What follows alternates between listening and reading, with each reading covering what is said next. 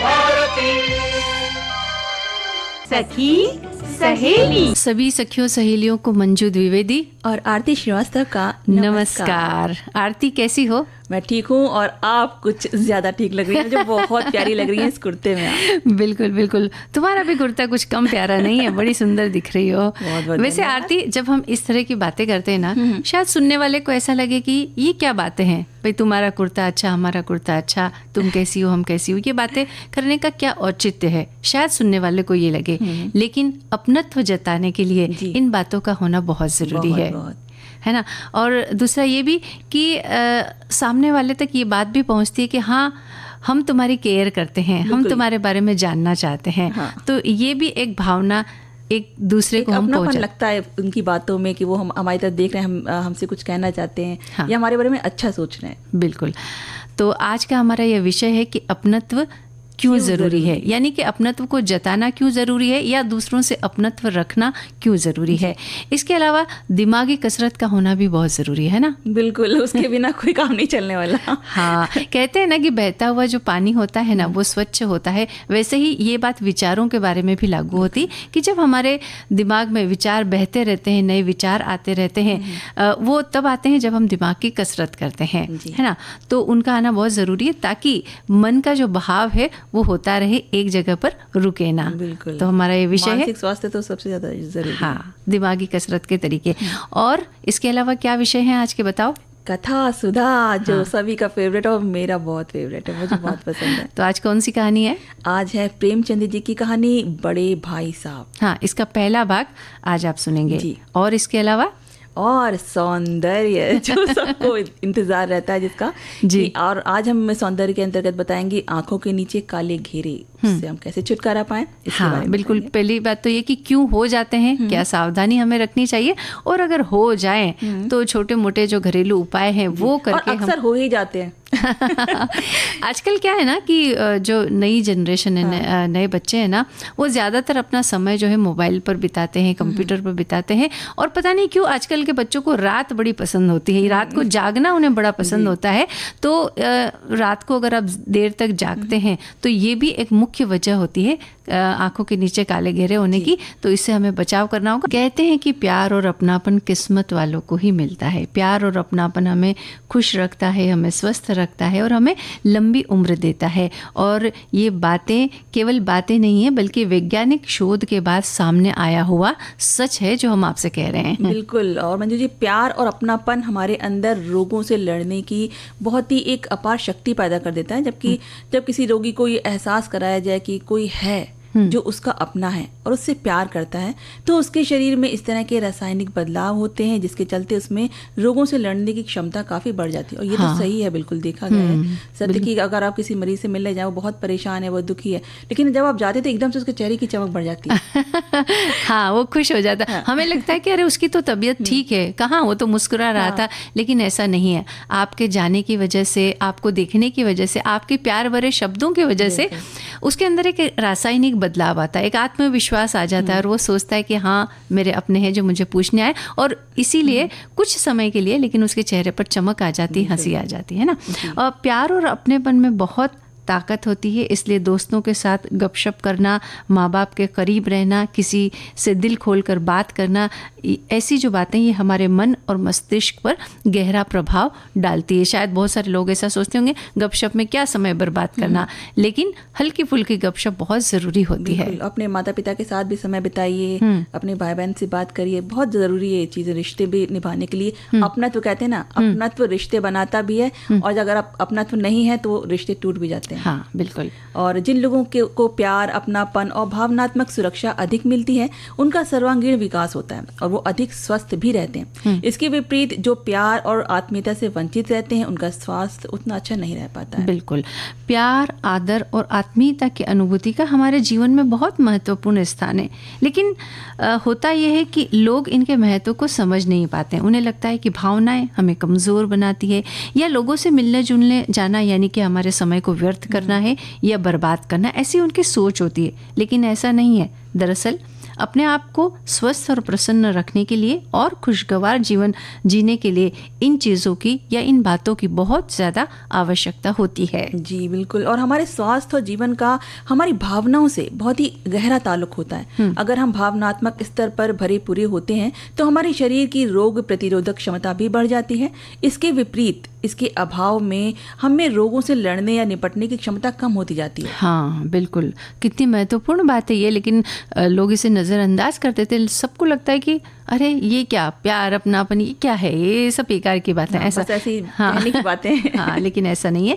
परिवार के सदस्यों, सहकर्मियों, अपने प्रियजनों और मित्रों के साथ अपनत्व का भाव रखना ये बहुत ज़रूरी है। और इन अहम बातों को अक्सर हम नज़रअंदाज कर देते हैं, हम इनके महत्व को नहीं समझते। लेकिन अब समय है कि आपको इन्हें समझना है, और केवल समझना ही नहीं है बल्कि इनको अमल में भी लाना ज़रूरी है। बिल्कुल। और एक छोटी सी बात है कि अपने अहम को थोड़ा सा, बिल्कुल हाँ। थोड़ा सा झुका कर चलिए, सब अपने लगेंगे, जरा सा मुस्कुरा कर चलिए। ये हमारे एक श्रोता ने लिखा है ना। और श्रोता हमारे ये भी लिख रहे हैं कि हम चाहे लाख दोस्त बना ले, नए अनुभव कर ले, मगर जो चीज़ सबसे ज़्यादा सिखाती है वो है अपनापन। अपनत्व का अनुभव हमारे लिए महत्वपूर्ण स्थान रखता है। और अपनत्व लोगों को मतभेदों से अलग अवश्य रख सकता है, मगर मतभेदों से कतई नहीं। या नहीं, ये लिखा है कि अपनत्व लोगों को मतभेदों से अलग अवश्य रख सकता है, मगर मन भेदों से कतई नहीं। अपनत्व की पहचान व्यक्ति की पहचान होती है। जी। और एक और श्रोता है जो लिखते हैं कि इसके मूल में किसी के प्रति आत्मीयता का मतलब है कि हम उनके साथ एक निश्चित संबंध साझा करते हैं। ये संबंध कई चीजों पर आधारित हो सकता है, साझा मूल्यों और रुचियों से लेकर एक दूसरे की कंपनी का आनंद लेने तक। और एक श्रोता हमारे ये भी लिख रहे हैं कि परिवार के सदस्यों, सहकर्मियों और अपने संप्रदाय के लोगों के साथ भावनात्मक जुड़ाव हमें संक्रामक रोगों से भी बचाता है। इस तरह के शोध से ये भी निष्कर्ष निकाला जा सकता है कि यदि व्यक्ति को प्यार और आत्मीयता मिलती है तो न केवल उसका स्वास्थ्य ठीक रहता है, बल्कि रोग हो जाने पर वो जल्दी ठीक भी हो जाता है। एकांत और अकेलापन कष्ट, रोग और मृत्यु के भय की तीव्रता को और भी बढ़ा देता है। जी, तो सही, बहुत ही अच्छी चीज़ें लिखी हैं श्रोताओं ने। और एक बात ये भी तो लिखी है ना कि जीवन एक बसंत की तरह बीते, इसके लिए थोड़ा समय दीजिए खुद को, अपनों को और उनके लिए प्यार भरे अपनेपन को, ताकि जीवन का सफ़र सुहाना बने और हर पल महका हुआ लगे। जिंदगी में वक्त से ज़्यादा अपना या पराया कोई नहीं होता। वक्त अपना होता है तो सब अपने होते हैं, और वक्त पराया होता है तो अपने भी पराये हो जाते हैं। और एक बहुत ही प्यारी सी बात लिखी है एक श्रोता ने, इस भागम भाग भरी जिंदगी में कोई आपसे पूछ ले आप कैसे हैं, वही अपनत्व है। यह अपनत्व कोई जरूरी नहीं कि खून के रिश्तों में ही हो। कभी कभी कोई गैर भी वो अपनापन दे जाता है जो अपने नहीं दे पाते। कोई आपकी गलतियों की तरफ इशारा कर रहा है तो आप उससे नाखुश ना हो। वो आपका अपना है जो आप में से उस बुराई को हटाकर आपके अंदर एक अच्छाई लाना चाहता है। हाँ, और एक श्रोता ये लिख रहे हैं कि कोरोना महामारी ने हमें अपनत्व का महत्व अच्छे तरह से समझा दिया है। रिश्ते हो या परिवार, अपनत्व लंबे रिश्ते की गारंटी है। तनाव के क्षणों में अपनत्व के 2 शब्द हमें संबल देते हैं, है ना। और भी कुछ बातें लिखी है हमारे श्रोताओं ने। देखो, लिखा है कि अपनत्व क्यों ज़रूरी है। मैं कहता हूँ बहुत ज़रूरी है। जहाँ अपनत्व नहीं वहाँ प्यार नहीं, जहाँ प्यार नहीं वहाँ कुछ भी नहीं। मन में अपनेपन, पॉजिटिविटी की भावना और कामना लिए घर से निकलकर हम जिस भी काम को करने जाएं उसमें रचनात्मक परिणाम आते देखे गए हैं। अपनेपन की उम्मीद केवल दूसरों से ही नहीं होनी चाहिए, हमें भी अपनत्व का एहसास दूसरों को करवाना चाहिए। अपनत्व और अपनेपन की ताली दोनों ओर से, दोनों हाथों से बजनी चाहिए। फिर सोने पर सुहागा कहलाया जाएगा। फिर सब जगह सब और रिश्तेदार, सगे संबंधी, मित्र, यार, दोस्तों से तालमेल बना अपनत्व और अपनेपन का एहसास दिलवाते रहना चाहिए। फिर वह सभी को हम उनके सदा दुख सुख के साथी बने रहेंगे। कितनी सारी बातें हमारे श्रोताओं ने लिखी। बहुत प्यारी सी बात है कि कहते हैं कि एक श्रोता कि अपनापन सिर्फ इंसानों में नहीं हर पशु पक्षी में होता है। उनकी क्या मिसाल दूं, जो विविध भारती फेसबुक पेज से जुड़कर हमारे ऐसे मित्र बन गए हैं जिन्हें हम कभी मिले नहीं, ना जानते हैं, फिर भी जो अपनापन बन गया है उसे पूर्व जन्म का कोई लेना देना कह सकते हैं। और देखो और क्या बात लिखी, कोई होता मेरा अपना, हम अपना कह लेते यारो, पास नहीं तो दूर ही होता, लेकिन कोई होता मेरा अपना। ये गाना जो है उसकी लाइन उन्होंने लिख करके भेजी है। और लिखते हैं कि अपनापन सिर्फ इंसानों में नहीं, पशु पंछियों में भी होता है। और अपनत्व क्यों ज़रूरी है ये बात विविध भारती परिवार को समझाने की आवश्यकता है। उम्र के उस छोर से इस छोर तक पहुंचकर भी विविध भारती से नाता जुड़ा हुआ है, तो सिर्फ अपनत्व के कारण। हमें कभी लगता ही नहीं कि आप अनाउंसर हैं, हम तो आप सभी को अपने परिवार का सदस्य मानते आए हैं। यही अपनत्व की भावना हमारे पास पड़ोस के लोगों, रिश्तेदारों से भी होनी चाहिए, तभी संबंध सुदृढ़ बने रह सकते हैं। देखो कितनी सारी बातें श्रोताओं ने हमें लिख भेजी है। चलो धन्यवाद देते हैं इन्हें और सुनते हैं। इन श्रोताओं से भी तो हमारा एक अपनत्व का रिश्ता बना हुआ है। यही बात तो लिखी है कि आप तो हमें उद्घोषक के जैसे लगते ही नहीं, हमारे अपने लगते हैं। आरती, अब बात दिमागी कसरत की। वैसे इन बातों को करने में जब हम ये बातें करते हैं, साथ साथ में श्रोताओं के जो कमेंट्स आते हैं वो भी हम पढ़ते चलते हैं, गाना कौन सा चलाना हम ये भी सोचते रहते हैं, तो इन सब बातों में हमारे दिमाग की कसरत भी हो ही जाती है, चलती रहती है। बिल्कुल। और कहते हैं कि छात्र हो या घरेलू महिला या फिर कोई बुजुर्ग, सबको अपने दिमाग की कसरत करते रहना चाहिए। लेकिन सवाल ये है कि दिमागी कसरत की कैसे जाए। तो अगर याददाश्त बढ़ाने के लिए ज़्यादा बातें याद रखने की हम कोशिश करेंगे तो चक्कर में पड़ जाएंगे कि भाई क्या करें क्या ना करें, वो बात तो याद रहेगी, ये बात तो भूल गए, ऐसा हो सकता है। गणित के सवाल अगर हम हल करने बैठेंगे तो शायद जल्दी ही हम ऊब जाएंगे, या किसी कठिन विषय पर सर खपाएंगे तो संभव है कि कुछ हमारे पल्ले ही ना पड़े, कुछ समझ में नहीं आए। तो फिर क्या किया जाए कि दिमागी कसरत हो जाए? तो ये सब हमें नहीं करना है, सबसे बड़ी बात, बल्कि ऐसा कुछ करना है जिसमें मजा आए और साथ में दिमाग की कसरत भी हो जाए। यदि आप रसोई में काम करते हैं तो इस बार कुछ नया बनाइए, ऐसा जो कभी बनाया ना हो आपने। इसके लिए आप रेसिपी बुक की मदद भी ले सकते हैं। अच्छा, तो ये नया हम करेंगे कुछ। इससे क्या होगा, हमारी दिमाग की कसरत तो होगी, साथ में जो खाने वाले उनका भी फायदा हो जाएगा। हाँ, और ये जो तुम बता रही हो ना, ये करने से फायदा क्या होगा कि दिमाग को एक अनूठा और अलग अनुभव मिलेगा, जिससे वो सचेत होगा, सारी इंद्रियां जागृत होंगी, व्यंजन की गंध यानी कि नई टाइप की जो गंध होगी, वो स्वाद, स्पर्श, वह कैसा दिखता है, ये सारे जो नए एहसास है ये दिमाग के अलग अलग हिस्सों को सक्रिय करेंगे। इससे हमारे दिमाग की थोड़ी तो कसरत होगी। बिल्कुल, बहुत सही कहा। तो और दूसरा तरीका ये है कि जब भी आप कुछ खाएं तो पहले कौर या पहले घूंट के बाद थोड़ा सा ठहर कर मन ही मन ये पड़ताल कीजिए कि इसमें कौन कौन सी चीजें मिली हैं। मिठास शक्कर की है या फिर गुड़ की या शहद की, तीखापन मिर्च का है या फिर लौंग का, ये कौन सी दाल से बना है, इसकी खास गंध अजवाइन की है या तेज पत्ते की। हाँ, ये सब चीजें आप जरूर नोटिस कर सकते हैं। इतना सब सोचने में तो दिमाग जो है बहुत सक्रिय होगा, इसकी बहुत कसरत होगी। तो ऐसा करने से या ऐसा सोचने से हमारा दिमाग दौड़ेगा, पुराने जो हमारे संचित अनुभव हैं उनको खंगालेगा, याद करने की कोशिश करेगा, अनुमान लगाएगा, स्वाद, गंध और जीभ के स्पर्श से जुड़ी इंद्रियों के बेहतर इस्तेमाल का वो प्रयास करेगा, और इस तरह से हमारे दिमाग की कसरत हो जाएगी। बहुत ही अच्छी टेस्टी कसरत है वैसे ये।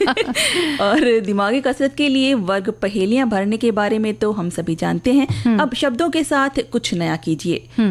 कोई एक शब्द लीजिए और सोचिए कि उससे संबंधित और कौन कौन से शब्द हो सकते हैं, या एक बड़ी स्पेलिंग लीजिए और सोचिए इसमें से कौन कौन से छोटे शब्द बन सकते हैं। हाँ आरती, ये तो मैंने भी करके देखा है कि एक मैं बड़ी स्पेलिंग लेती हूँ और सोचती हूँ कि इसमें से कितने शब्द बनाए जा सकते हैं, और कम से कम जितने बन सकते हैं उनको बनाने की कोशिश मैं करती हूँ। और सचमुच ये बहुत अच्छी एक्सरसाइज है, करना चाहिए हमें।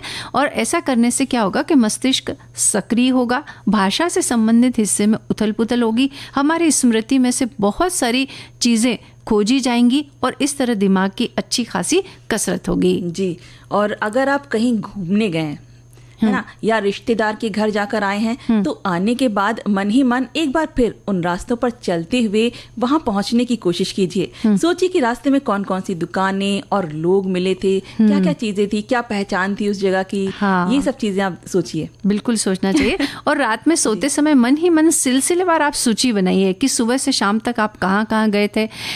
ऐसा करने से हमारी याददाश्त बढ़ती है, दिमाग की काबिलियत और जागरूकता बढ़ती है, और हमारे सारे अनुभव मस्तिष्क की स्मृति में संचित होते हैं। यानी हमें वो कठिन जो एक्सरसाइज है वो करने की जरूरत नहीं है। छोटी छोटी बातें हैं, छोटे छोटे उपाय हैं, इनको करके भी हमारे दिमाग की हम कसरत कर सकते हैं। और बहुत अच्छे उपाय हैं ये। और हमें निरंतर कुछ पढ़ना भी चाहिए, बहुत जरूरी है। पसंद के हिसाब से हम साहित्य या विज्ञान या लेख ये सब तो पढ़ते ही रहते हैं, और अपने विषय से अलग हटकर कुछ अगर हम पढ़ेंगे तो मस्तिष्क के लिए नया अनुभव होगा और वो चौकस रहकर काम करेगा। हाँ, और तेजी से पढ़ेंगे तो वो चीजों चीज़ों को तेज़ी से समझने की कोशिश करेगा। आँख और दिमाग के बीच का तालमेल भी बेहतर होगा। इस तरह का प्रयोग कर हम अपने दिमाग को चुस्त दुरुस्त रख सकते हैं। ये तो कुछ प्रयोग हैं जो हमने बताए हैं, लेकिन हमारे श्रोताओं ने भी बहुत सारी बातें इस विषय में लिख करके भेजी है। दिमागी कसरत की हम बात कर रहे थे आरती, और इस विषय में हमारे एक श्रोता ने ये बात लिखी है कि हमारा दिमाग बहुत ही फिजिकल एक्टिविटीज़ को कंट्रोल करता है, बहुत सी फिजिकल एक्टिविटी को कंट्रोल करता है। शरीर के विभिन्न हिस्सों से मिलने वाली सारी सूचनाओं को दिमाग ही शरीर के हर हिस्से तक पहुंचाकर शरीर को काम कराता है। ये हमारे इमोशंस को भी नियंत्रित करता है। कहना गलत नहीं होगा कि हमारा मस्तिष्क स्मृति, बुद्धि और रचनात्मकता का स्टोर रूम है। ऐसे में ज़रूरी है कि दिमाग को एक्टिव रखने के लिए कुछ ब्रेन एक्सरसाइज की जाए। ये एक्सरसाइज न सिर्फ आपकी बुद्धि की धार को और तेज़ करेगी, बल्कि आपको बेहतर याददाश्त बढ़ाने में भी मदद करेगी। और चलिए अब कथा सुधा का हम आनंद लेते हैं।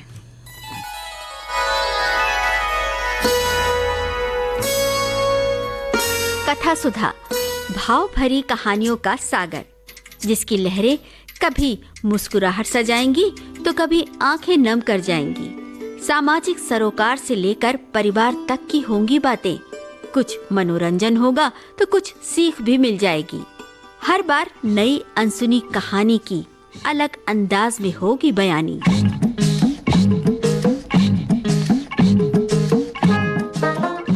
कहानी की मौलिकता बनाए रखते हुए श्रोताओं के लिए कार्यक्रम रोचक और सुगम हो, इसलिए कहानी में थोड़े बहुत बदलाव किए गए हैं। आशा है आपको कथा सुधा में डूबना अच्छा लगेगा।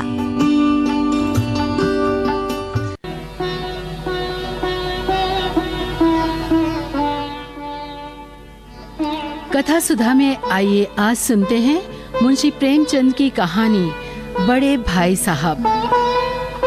आज सुनते हैं इस कहानी का पहला भाग।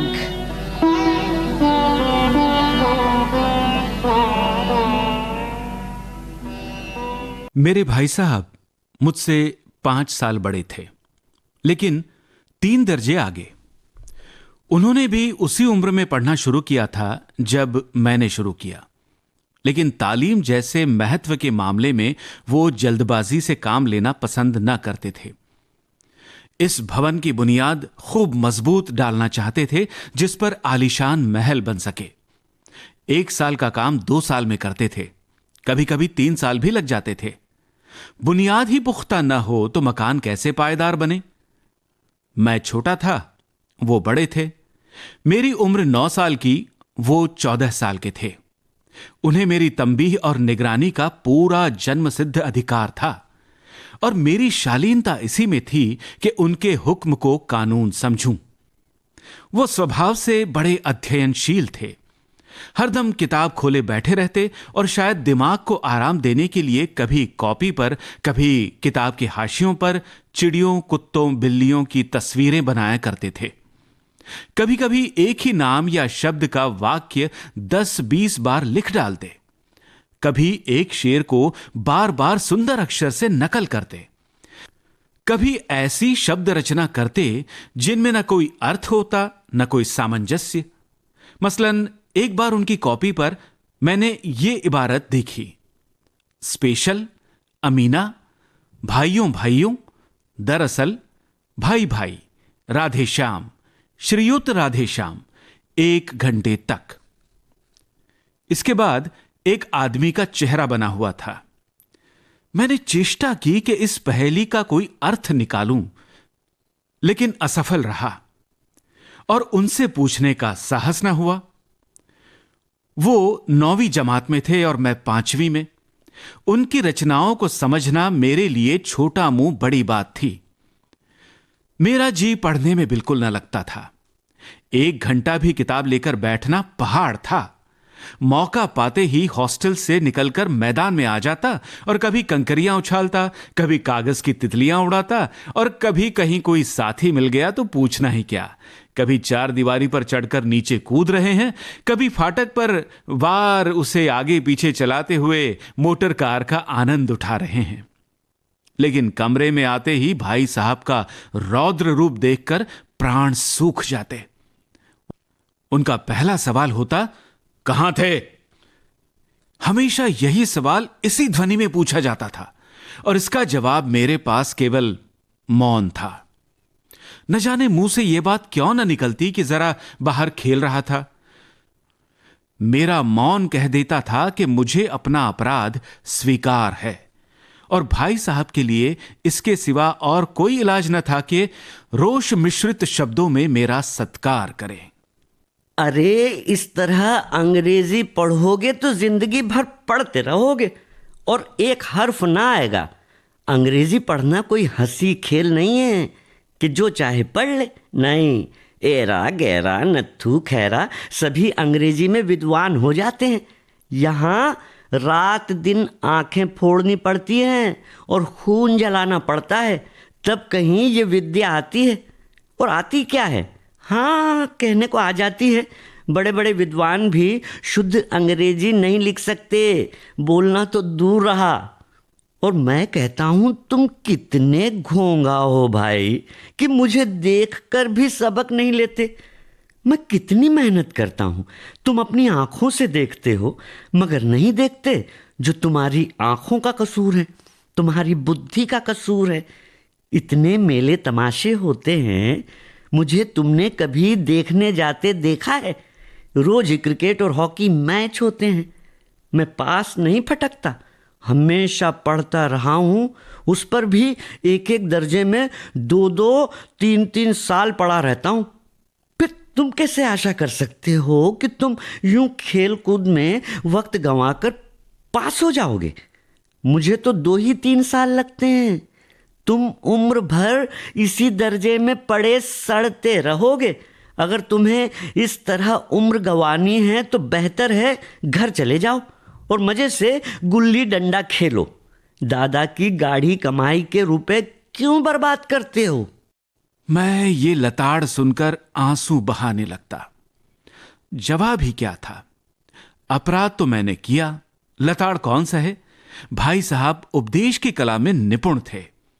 ऐसी ऐसी लगती बातें कहते, ऐसे ऐसे सूखती बाण चलाते कि मेरे जिगर के टुकड़े टुकड़े हो जाते और हिम्मत छूट जाती।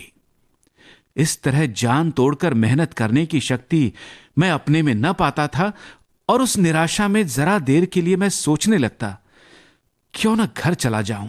जो काम मेरे बूते के बाहर है उसमें हाथ डालकर क्यों अपनी जिंदगी खराब करूं। मुझे अपना मूर्ख रहना मंजूर था, लेकिन उतनी मेहनत से मुझे तो चक्कर आ जाता था। लेकिन घंटे 2 घंटे बाद निराशा के बादल फट जाते और मैं इरादा करता कि आगे से खूब जी लगाकर पढ़ूंगा। छटपट एक टाइम टेबल बना डालता, बिना पहले से नक्शा बनाए, बिना कोई स्कीम तैयार किए काम कैसे शुरू करूं। टाइम टेबल में खेल कूद की मद बिल्कुल उड़ जाती। प्रातःकाल उठना, 6 बजे हाथ मुंह धोकर नाश्ता करके पढ़ने बैठ जाना। 6 से 8 तक अंग्रेजी, 8 से 9 तक हिसाब, 9 से 9:30 तक इतिहास, फिर भोजन और स्कूल। 3:30 बजे स्कूल से वापस होकर आधा घंटा आराम। 4 से 5 तक भूगोल, 5 से 6 तक ग्रामर, आधा घंटा हॉस्टल के सामने टहलना।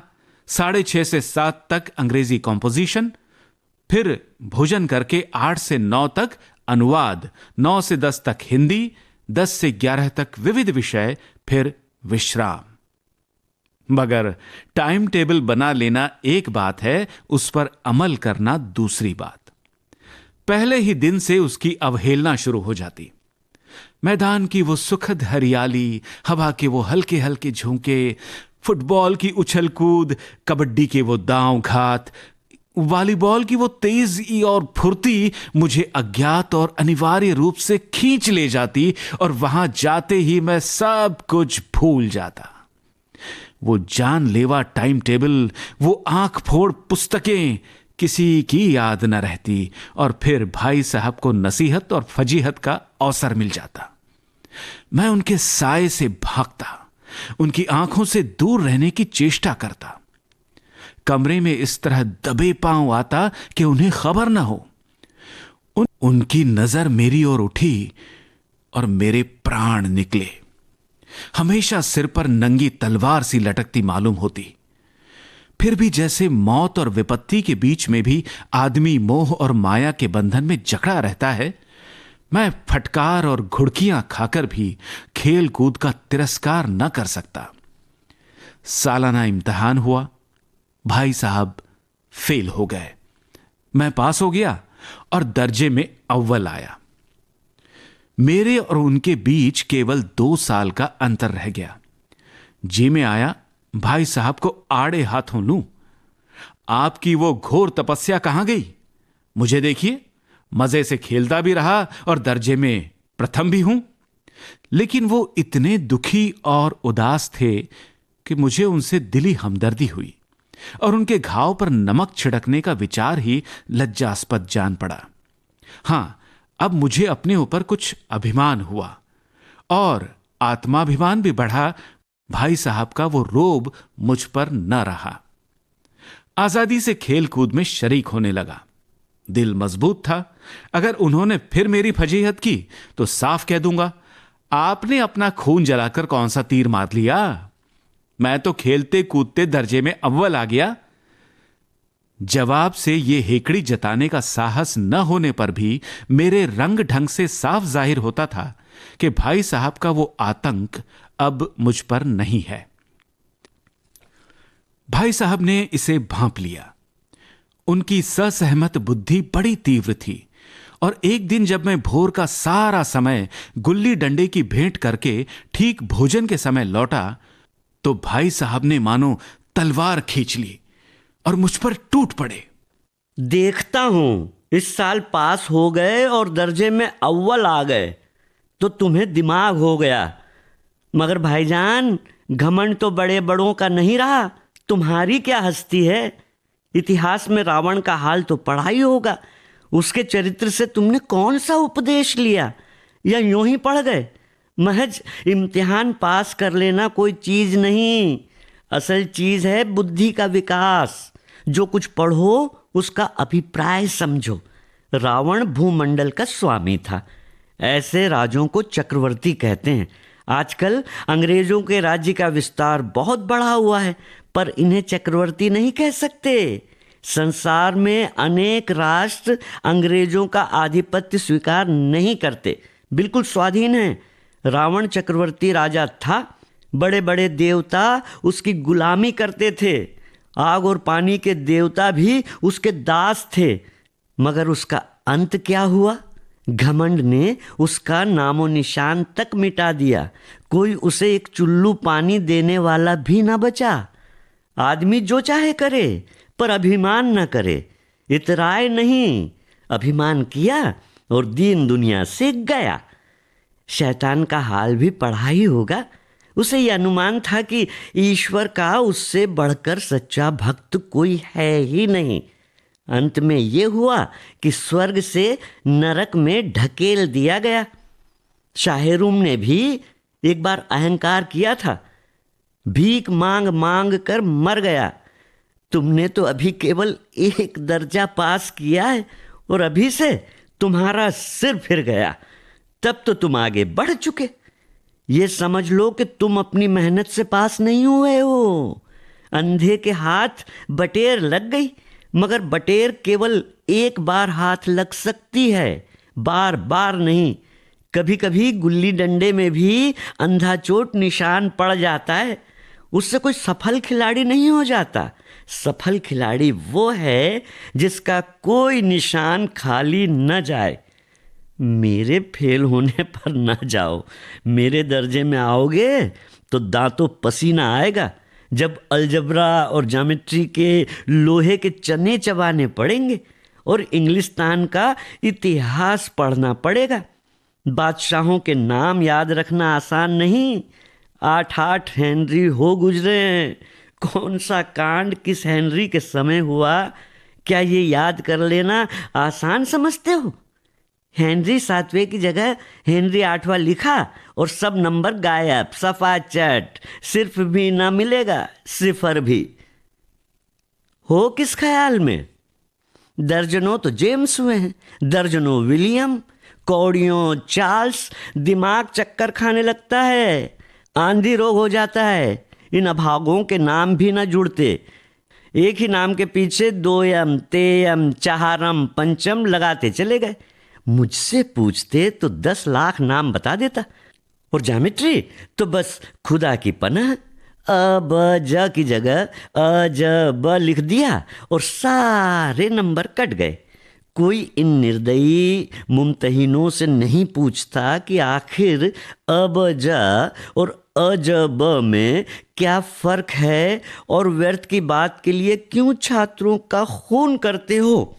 दाल भात रोटी खाई या भात दाल रोटी खाई, इसमें क्या रखा है। मगर इन परीक्षकों को क्या परवाह, वो तो वही देखते हैं जो पुस्तक में लिखा है। चाहते हैं कि लड़के अक्षर अक्षर रट डालें, और इसी रटंत का नाम शिक्षा रख छोड़ा है। और आखिर इन बेसिर पैर की बातों के पढ़ने से क्या फ़ायदा। इस रेखा पर वो लंब गिरा तो आधार लंब से दुगना होगा। पूछिए इससे प्रयोजन, दुगना नहीं चौगुना हो जाए या आधा ही रहे मेरी बला से। लेकिन परीक्षा में पास होना तो ये सब खुराफात याद रखनी पड़ेगी। कह दिया समय की पाबंदी पर एक निबंध लिखो जो 4 पन्नों से कम ना हो। अब कॉपी सामने खोले, कलम हाथ में लिए, उसके नाम को रोइए। कौन नहीं जानता कि समय की पाबंदी बहुत अच्छी है। इससे आदमी के जीवन में संयम आ जाता है, दूसरों का उस पर स्नेह होने लगता है और उसके कारोबार में उन्नति होती है। और ज़रा सी बात पर 4 पन्ने कैसे लिखे। जो बात एक वाक्य में कही जा सके उसे 4 पन्ने में लिखने की ज़रूरत, मैं तो इसे हिमाकत समझता हूँ। ये तो समय की किफ़ायत नहीं बल्कि दुरुपयोग है। व्यर्थ में किसी बात को ठूंस दिया।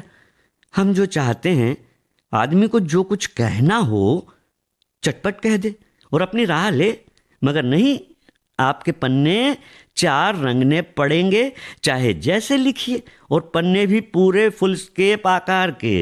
ये छात्रों पर अत्याचार नहीं तो और क्या है। उल्टी बात या नहीं, मेरे दर्जे में आओगे लाला तो ये सारे पापड़ बेलने पड़ेंगे, तब आटे दाल का भाव मालूम होगा। इस दर्जे में अव्वल आ गए हो तो ज़मीन पर पाँव नहीं रखते। इसलिए मेरा कहना मानिए, लाख फेल हो गया हूँ लेकिन तुमसे बड़ा हूँ। संसार का मुझे तुमसे ज़्यादा अनुभव है। जो कुछ कहता हूँ उसे गिरह बांधिए, नहीं पछताएंगे। स्कूल का समय निकट था, नहीं ईश्वर जाने ये उपदेश माला कब समाप्त होती। भोजन आज मुझे निस्वाद सा लग रहा था। जब पास होने पर भी ये तिरस्कार हो रहा है तो फेल हो जाने पर तो शायद प्राण ही ले लिए जाएं। भाई साहब ने अपने दर्जे की पढ़ाई का जो भयंकर चित्र खींचा था उसने मुझे भयभीत कर दिया। कैसे स्कूल छोड़कर घर नहीं भागा, यही ताज्जुब है। कथा सुधा में आज आप सुन रहे थे मुंशी प्रेमचंद की कहानी बड़े भाई साहब। आज आपने सुना इस कहानी का पहला भाग। पात्र परिचय इस प्रकार है।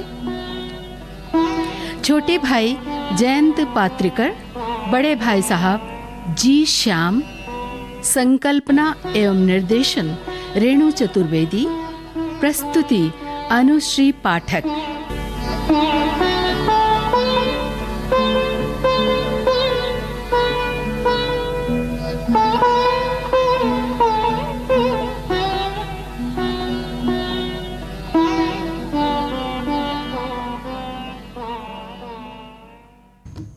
बड़े भाई साहब क्या उपदेश दिया उन्होंने बड़े भाई साहब ने। बिल्कुल। हमारे एक श्रोता ये बात लिख रहे हैं कि मुंशी प्रेमचंद की कहानी बड़े भाई साहब हमें हाई स्कूल के पाठ्यक्रम में शामिल थी। प्रेमचंद की कहानियाँ पुस्तक में सम्मिलित थी। ये कहानी 2 भाइयों के आपसी प्रेम, द्वेष और शिक्षा पद्धति का सही चित्रण करती है। ये कहानी मुझे बेहद पसंद है। तो इसका पहला भाग तो हमने सुन लिया, दूसरे भाग के लिए हमें अगले हफ्ते का इंतज़ार करना है।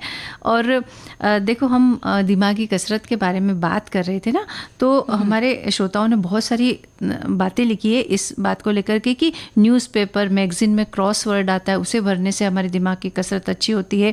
और ये भी लिखा है कि दिमागी कसरत में विविध भारती का बड़ा योगदान रहता है। तरह तरह के विषय रोज़ मिलते हैं जिनमें कुछ कुछ लिखते हैं, कहीं से हम पढ़कर या सुनकर या अपने अनुभव के द्वारा, यानी कि जो कमेंट ये लिखते हैं ना, उनके बारे में लिख रहे हैं कि ये सब कुछ लिखने से बहुत अच्छी कसरत हो जाती है। धन्यवाद सखी सहेली और विविध भारती। चलो अब बात सौंदर्य की करेंगे। तो आँखों के नीचे काले घेरे होने के कई कारण हो सकते हैं।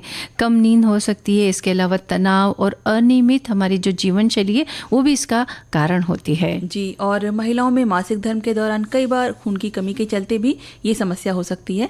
इसलिए भोजन में आयरन युक्त खाद्य पदार्थ जैसे हरी सब्जियां हो गई, चुकंदर का भरपूर सेवन करना चाहिए। और आंखों के नीचे काले घेरे दूर करने के लिए कुछ घरेलू उपाय भी अपनाए जा सकते हैं, जैसे रात को सोने से पहले आंखों के चारों ओर बादाम के तेल की मालिश करें या फिर सुबह उठने के बाद आंखों में ठंडे पानी के छींटे मारे। ये कुछ उपाय है ना जी। और आप जो मालिश करेंगे बहुत तेज तेज जैसे आप पूरे फेस की करते हैं उस तरह ना करके बहुत हल्के थपथपा के करनी चाहिए, नहीं तो फिर वहाँ पे झुर्री से पड़ने लगती है। इसलिए बहुत हल्के से वो उस बादाम के तेल की मालिश करें, हल्के हल्के थपथपा के। और वैसे आंख जो है बहुत ही नाजुक अंग होता है वो, तो उसको हमें थोड़ा सा प्यार से उसको उसके बारे में कुछ करना चाहिए जी। और साथ ही कब्ज के कारण भी ये समस्या आ सकती है, इसलिए पपीता और पालक जैसी चीजों का सेवन करिए। और अन्य उपायों में गुनगुने पानी के साथ त्रिफला चूर्ण लिया जा सकता है, जिसके वजह से आपका पेट साफ रहेगा और ऐसी कोई समस्या नहीं होगी। इसके अलावा खीरे या आलू के पतले टुकड़ों को आंखों पर रख सकते हैं और इस्तेमाल किए हुए टी बैग्स को भी आप आंखों के ऊपर रख सकते हैं, है ना जी। और टी बैग्स में मौजूद जो तत्व होता है रेनिन, वो आंखों के आसपास के सूजन और कालेपन को कम करने में सहायक होता है। हाँ, हमारे एक श्रोता ने ये बात लिखी है कि आंखों के आसपास की त्वचा संवेदनशील होती है, इसलिए इन समस्याओं के इलाज के लिए रासायनिक आधारित उत्पादों के बजाय प्राकृतिक उपचार का सहारा लेना सबसे अच्छा है। डार्क सर्कल्स का इलाज करने के कुछ अद्भुत घरेलू उपाय भी हैं। एक उपाय जो याद आ रहा है वो है ठंडा दूध। आंखों के लिए एक प्राकृतिक क्लिंजर है और आंखों के आसपास की संवेदनशील त्वचा को आराम देते हुए आंखों के नीचे काले घेरे हटाने में मदद करने के लिए जाना जाता है। ठंडे दूध में लैक्टिक एसिड होता है जो न केवल सूजन को कम करने में मदद करता है बल्कि त्वचा को गोरा भी करता है, यानी कि साफ करता है। और इसके अतिरिक्त दूध में मौजूद पोटेशियम त्वचा को बेहतर नमी प्रदान करता है, जिससे आपकी त्वचा नरम और कोमल हो जाती है। जी। और एक और श्रोता है वो लिखते हैं कि पेरिऑर्बिटल काले घेरे जिनको कहा जाता है, आंखों के आसपास काले धब्बे हैं। इन काले घेरों के बनने के कई कारण होते हैं, जिनमें आनुवंशिकता, उम्र की वृद्धि, रुखी त्वचा, ज्यादा आंसू बहाना, यानी आप ज्यादा बहुत किसी बात पे परेशान हो जाते हैं, कंप्यूटर के सामने बहुत देर तक काम करना, मानसिक और शारीरिक तनाव, नींद की कमी होना, पौष्टिक भोजन का अभाव और विभिन्न आयु वर्ग के स्त्री या पुरुषों में डार्क सर्कल हो सकता है। कि आजकल क्या रहता है ना कि कंप्यूटर के सामने जो स्क्रीन सामने जितना भी समय आप बिताते हैं ना, उसकी वजह से जो उसकी रेज होती है ना, उसकी वजह से भी ये परेशानी बिल्कुल, रेडिएशन जो हमारी आंखों को बहुत प्रभावित करता है। और कई बार तो हमने कुछ लोगों में ये समस्या भी देखी है कि वो पलके कम झपकाने की वजह से जो वहाँ की नमी है वो कम हो जाती है, लगती है आंखें। हाँ, फिर उनको कुछ आई ड्रॉप्स जो आते हैं वो डालने के लिए कहा जाता है कि ये डालो ताकि आंखें थोड़ी नम रहेगी, ठीक रहेगी। तो ऐसी समस्याएं, तो इन पर आप थोड़ा ध्यान दीजिए, क्योंकि आंखें बहुत ज़रूरी हमारे शरीर का अंग है और बहुत नाजुक भी है। आंखों को ऐसे अगर आप घुमाते रहेंगे तो इससे ये होगा कि आंखों की एक्सरसाइज भी हो जाएगी। बिल्कुल सही कहा तुमने। तो अब हमने घड़ी की तरफ नजर डाली है और कार्यक्रम का समय समाप्ति की ओर है, तो इजाजत दीजिए आप सभी को। मंजू द्विवेदी और आरती श्रीवास्तव का नमस्कार।